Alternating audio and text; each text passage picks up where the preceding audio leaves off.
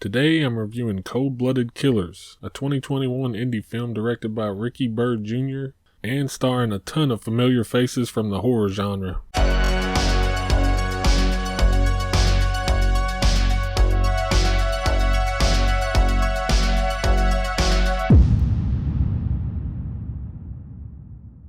Right off the bat, from what I can tell, this movie is being marketed as a horror film, but it definitely falls more into the realm of an exploitation-y crime comedy.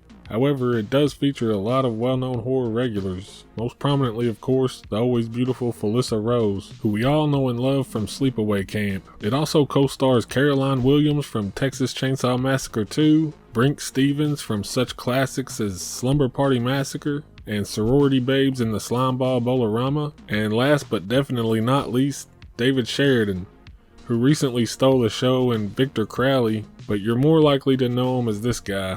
Hey Terry, smell my finger. Oh, what the hell is that? My ass. This is a very low budget independent film.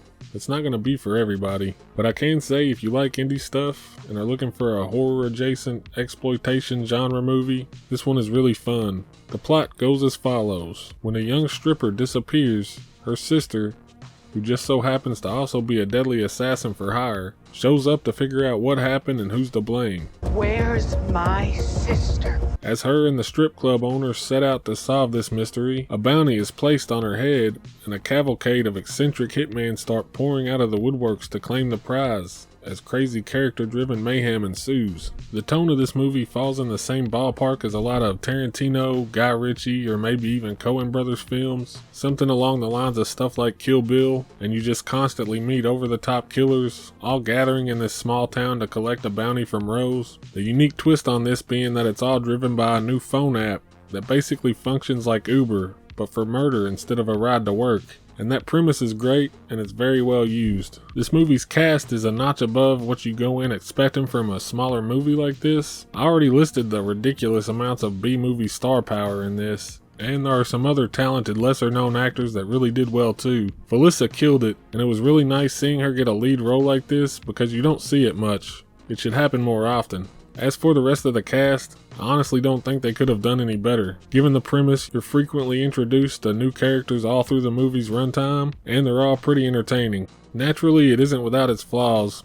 There's some rough editing, some janky transitions, there were moments that the score is a little out of place and becomes a little distracting. There's also a lot of gunplay in this movie, and none of it feels very impactful. I want to blame that on the sound design mainly too, along with the CGI, but I can say that the way this movie was made, it does seem self-aware enough that those problems aren't as bad. The movie knows what it is, and the cheesy gunfights seem like part of the joke. I mean, the opening scene ends in a gunfight where one of the people involved pulls out bigger and bigger guns as the scene goes, so the kind of silly CGI muzzle flashes and blood splatter actually just add to the humor of the whole thing. The action kind of takes a backseat to the character-focused scenes anyway. Overall, this was a really fun movie, and I'm going to give it a 6.5 out of 10. It's got great dialogue, creative characters, a creative twist on an old formula, and I never got bored. While again, it is low budget, and that's going to exclude a broader audience, I'd say if you like the genre of film I'll just call the crazy collection of eccentric characters genre,